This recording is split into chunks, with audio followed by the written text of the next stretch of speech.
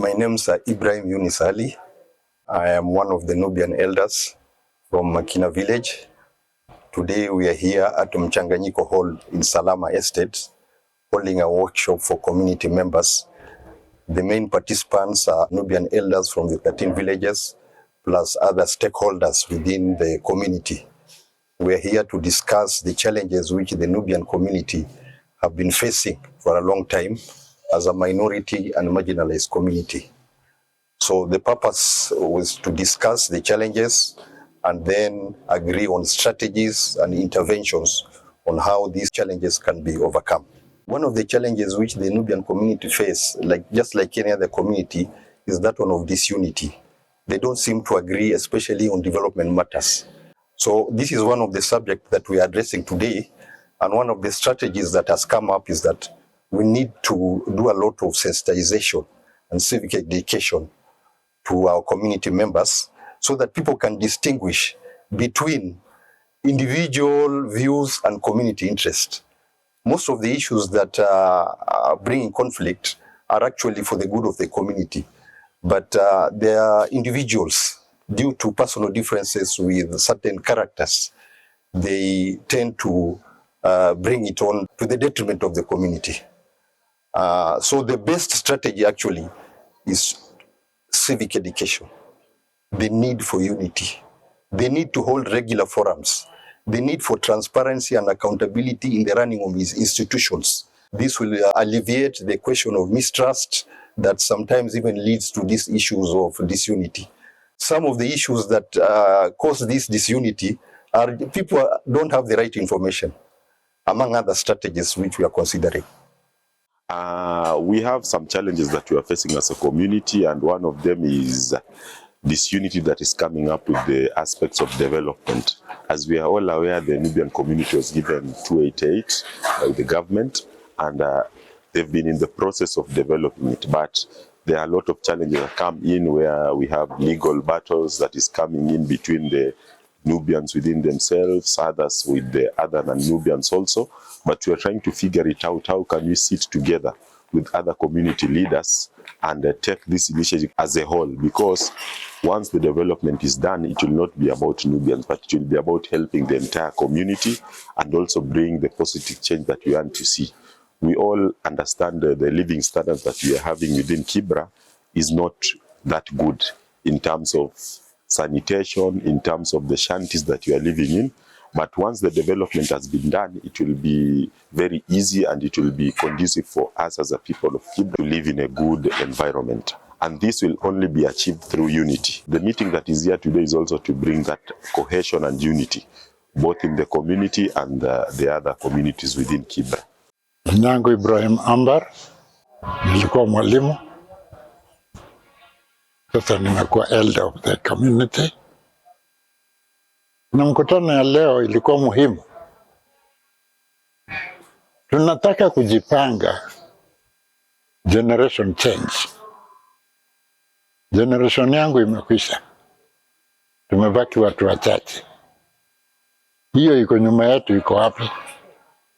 Na iliyo nyuma yao na wale nyuma lazima tuwaachie heritage ili tuki exit wao wanaingia. Na hiyo ndio muhimu ya mkutano kama ya leo, na tunataka iongezeke.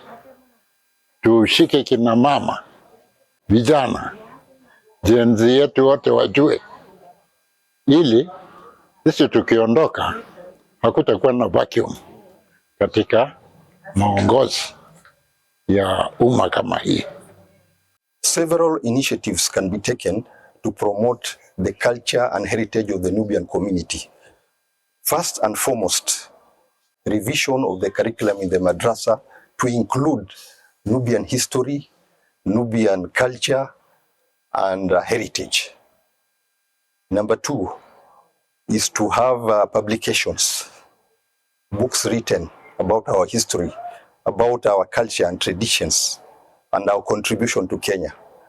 Number three is to have intergenerational dialogue, because this is what is lacking right now. And also because of the large percentage of young people within the community, is to make sure that we have some digital platform which is easily accessible to the young generation, including developing apps on Kinubi and things like that.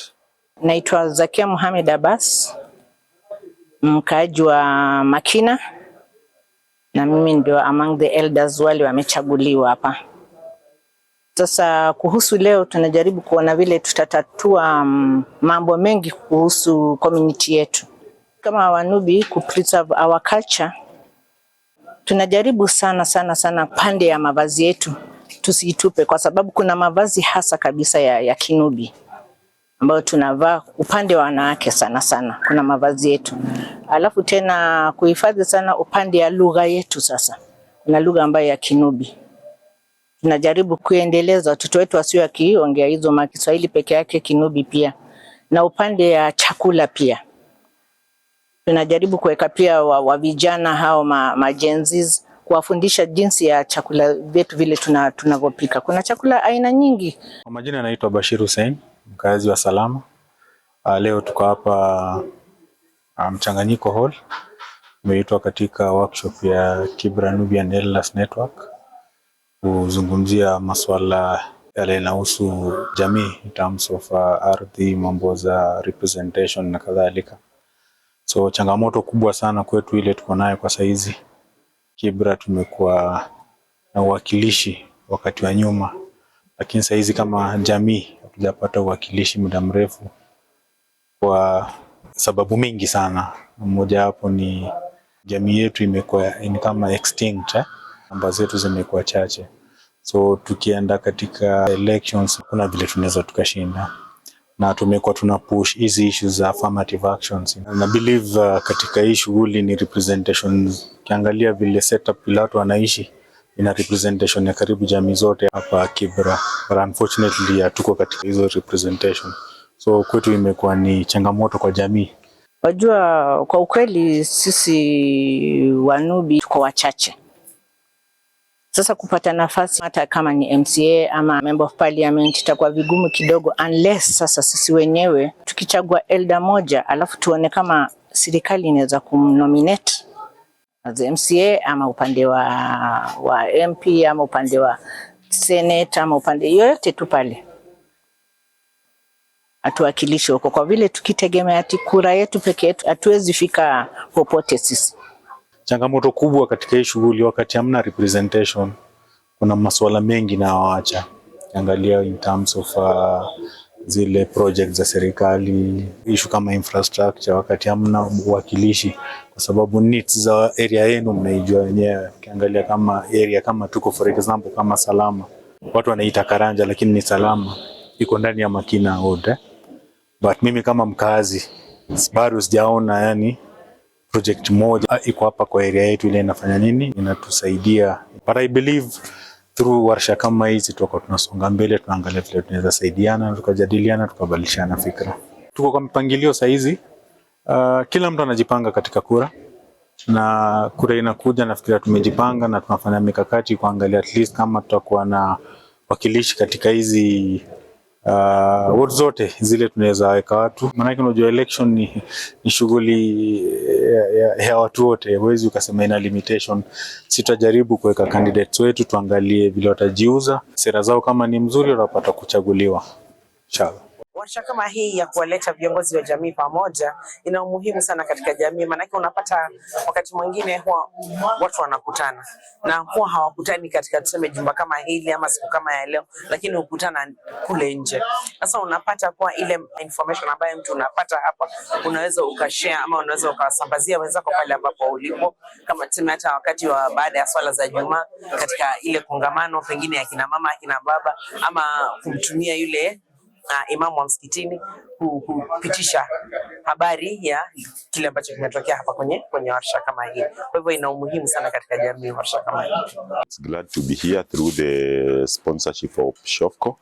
We are here to represent the elders who are having their engagement here, and the main goal of this meeting today at Karanja Salama area is to try and sit as a community with elders to try and find what are the challenges that we are facing as a community and how can we bring solutions to them through discussion and dialogue that we are having here today. Apart from that, we are also figuring out through this engagement how we can bring the aspects of collaboration between the Nubian community with other communities within Kibra, and how can it be done through activities that we are trying to align with what we'll be doing very soon through the leadership of the elders whom we are here with them today. Elders are the nerve center of the community. They offer leadership and direction. They are the custodian of our culture and tradition. They promote peace, harmony, and do conflict resolution. They also play an advisory role. And also they are community leaders at the local level, among other roles. Our elders, we thank them for being here today. Their main role is to make sure they are able to advise, advisory roles, because the youths who are here today, their main goal is also to get advice from them. When it comes to aspects of implementation, the youths will be used more. But without the guidance of the elders, and elders are seen as a unity block. If today we are here under them, they'll be able to bring that unity in terms of making sure we are able to be aligned to guidelines and principles that will bring people together. Kama hatuta empower watoto wetu na vile vizazi vijazo, wao watajua namna gani? Hawatajua. Ndio sababu tunataka kutia hima, na Mwenyezi Mungu akipenda, katika age yetu na age ya hawa chairman wa Madrasatul Falah na kina Ibrahim, wakija kuchukua wanajua wanaenda wapi. Ndio kitu muhimu ambayo mkutano kama ya leo inafanya, na ninashukuru wote wale wanaongoza, wote wale wana support. Maana mambo kama haya ni ngumu. Kumobilize watu si kazi rahisi, na kama kunaye watu wanaweza wakasaidia kumobilize kwa manufaa ya umma, watu kama hao Mwenyezi Mungu awabariki na wazidi kusaidia. Warsha kama hii ya leo ni muhimu sana, kukaa chini na kuweka fikra, kuangalia ni wapi ama ni njia zipi zile tunaweza kaa chini tukaangalia tukatatua nazo. So kwangu nimefurahia kuwa hapa leo, na mimi nashukuru sana wale watu wameweka kichwa yao chini na maybe kuweka support yao kidogo katika hii shughuli kuifanikisha, kwa sababu hakuna kitu muhimu kama education na empowerment inasaidia. So I believe at the end of the day, baada ya warsha leo taenda nyumbani nimeenda na mambo 2-3 ile nimelana hapa, na naamini nitaweka maanani na nitajaribu kuhamasisha jamii tuangalie tunafanya nini. Ilio yetu ilikuwa tupate title deed ya Kibera. Hiyo ndio ilikuwa dream. Maana first generation walisema maneno muhimu sana. Na hiyo maneno ni valid, lakini kwa context ya mambo sasa inaonekana ni upuuzi. Walisema ardhi ya Mungu hainunuliwi. Utaiuza shilingi ngapi? Na utakaa nayo siku ngapi? Na utaenda nayo wapi? Unaona? Hii ndio sababu Kibera imekaa namna hii. Lakini iliyokuwa tabu, uhalali wa mahali watu wanapoishi. Na nashukuru Mungu aliweza kulinda, maana si mahali mengi Kenya unaweza ukapata katika city kama Nairobi community land. Ni kitu ya ajabu na ni Mungu peke yake anaweza kufanya. Lakini hiyo tumepata. Sasa kupata hiyo dream ya hawa, wataipeleka kwa level gani kabla hawajaondoka na watoto wao na watoto wa watoto wao? Na Nairobi ile wazee waliogopa ndio sasa iko nini, namna gani watu wataishi katika cosmopolitan place like Nairobi, alafu walinde tabia yao, dini yao, culture yao. Inawezekanaje? Hiyo ndio ilikuwa challenge. na tulionyesha inawezekana, maana tumewacha msingi. Hii msingi itaendelea ama itakwama somewhere, na ikikwama itakuwa makosa gani? Inaweza kuwa makosa ya generation yangu, inaweza kuwa makosa ya generation ya hawa, na hiyo generation watahesabika na wale watakaokuwa wanaongoza. The key takeaway from this workshop today is that there is need to empower the Nubian elder in order for them to discharge their roles properly. We have a new generation of elders, and you know the world has changed. An elder in the 21st century must see the world in the lens of today. Yeah, we live in a very different world.